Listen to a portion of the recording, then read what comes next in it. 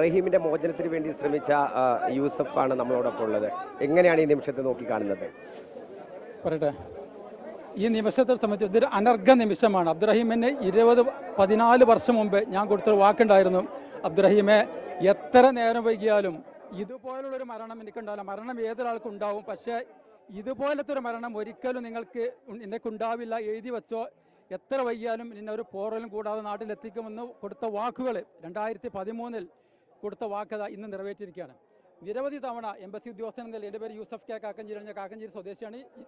26 വർഷം ഇന്ത്യൻ എംബസിയിൽ ജോലി ചെയ്തൊരു ഉദ്യോഗസ്ഥനാണ്. 2013 ഈ കേസ് കൈകാര്യം ചെയ്യാൻ വേണ്ടി എംബസിയെ അധികാരപ്പെടുത്തുന്നത്. അന്ന് തൊട്ട് 100ഓളം തവണ ഈ കേസുമായി ബന്ധപ്പെട്ട് സൗദി അറേബ്യയിലെ വിവിധ കോടതികളിൽ ഹാജരായിട്ടുണ്ട്. അതോടൊപ്പം തന്നെ 2019 മുതൽ 2024 ജൂൺ വരെ നീണ്ടുനിന്ന മാരത്തോൺ ചർച്ചയിൽ ഞാനും അഷ്റഫ് സാഹിബും ഞങ്ങൾ ഏത് സമയം ഞങ്ങൾ അവൈലബിൾ ആയിരുന്നു. നിരന്തരം വാദിഭാഗവുമായി നടത്തിയ ചർച്ചയുടെ ഫലമായിട്ടാണ് ഈ ഒത്തുതീർപ്പിലേക്ക് വന്നത്.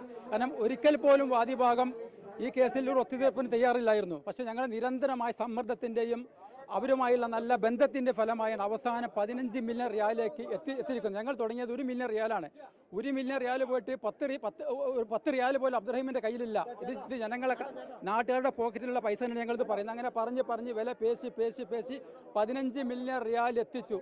അങ്ങനെയാണ് ഈ കേസിലെ ഒരു കോംപ്രമൈസിലേക്ക് എത്തുന്നത്. അതിൻ്റെ ഒരുപാട് കാര്യങ്ങൾ ഒന്ന് ഇപ്പോൾ ഒരു 10 മിനിറ്റ് കൊണ്ട് 15 മിനിറ്റ് ഒന്നും പറഞ്ഞാൽ തീരില്ല. ഒരുപാട് കാര്യങ്ങൾക്ക് ആ കാര്യത്തെക്കുറിച്ച് പറയാനുണ്ട്. അതൊക്കെ ഒരു പുസ്തകമായിട്ട് ഇനി നിങ്ങളുടെ മുന്നിലേക്ക് വരാൻ പോവുകയാണ്. കാര്യങ്ങളും അതിൻ്റെ മുഴുവൻ നാൾ വഴികളും രേഖപ്പെടുത്തിയുള്ള ബുക്ക് അതിൻ്റെ അണ്ടർ പ്രോസസ്സിലാണ്. അപ്പോൾ എല്ലാ കാര്യങ്ങളും അറിയാം.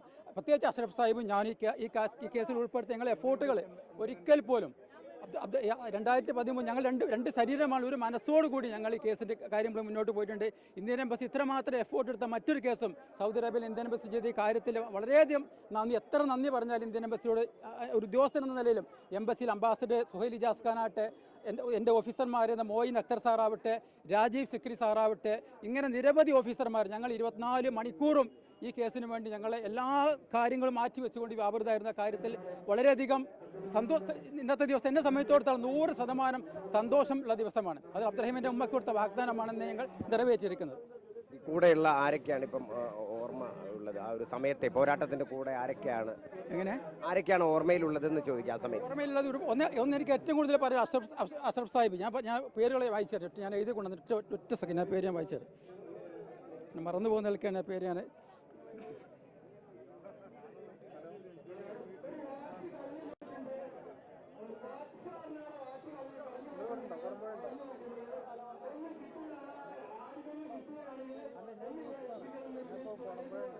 ഈ കാര്യത്തിൽ ഞങ്ങളോട് സഹകരിച്ച ഒരുപാട് പേരുണ്ട്. അതിൽ ഞാൻ ഓരോരുത്തരുടെ പേര് ഞാൻ പറയാം. ജനാബ് അഷ്റഫ് വേങ്ങാട്ട്, ജനാബ് മുഹമ്മദ് നജാത്തി, ജനാബ് CP മുസ്തഫ സാഹിബ്, ജനാബ് മുനീബ് മൂയൂർ, ജനാബ് കുഞ്ഞുവൈ കോടമ്പുയ, അബ്ദുറഹീമിൻ്റെ നാട്ടുകാരൻ കൂടിയാണ്, ജനാബ് സിദ്ദീഖ് തൂവൂര് എൻ്റെ കൂടെ ഉണ്ട്, ജനാബ് അബ്ദുള്ള വല്ലാഞ്ചിറ, ജനാബ് ഹസൻ അർഷദ്, ജനാബ് സെബിൻ ഇക്ബാൽ, ജനാബ് നവാസ് വെള്ളിമാടുകുന്ന്, ജനാബ് സുധീർ കുമ്മിൾ, ജനാബ് മൊഹീദ്ദീൻ, ജനാബ് നാസർ കാരന്തൂർ, മുൻ ഒരു ഏഷ്യാനെറ്റിൻ്റെ ലേഖകൻ കൂടിയായിരുന്നു, ജനാബ് ഷക്കീബ് കൊളക്കാടൻ, ജനാബ് നൌഫൽ പാലക്കാടൻ, ശ്രീ സുരേന്ദ്രൻ കൂട്ടായി, ജനാബ് ഷമീം, ജനാബ് അസ്ലം പാലത്ത് തുടങ്ങി, അതുപോലെ തന്നെ ഇബ്രാഹിം മൂന്നിയൂർ, അങ്ങനെ അതുപോലെ തന്നെ അബ്ദുറഹീമിൻ്റെ നാട്ടുകാരനായ ഷൗക്കത്ത്, അങ്ങനെ നിരവധി പേരുകൾ ഓർക്കപ്പെടേണ്ടതുണ്ട്.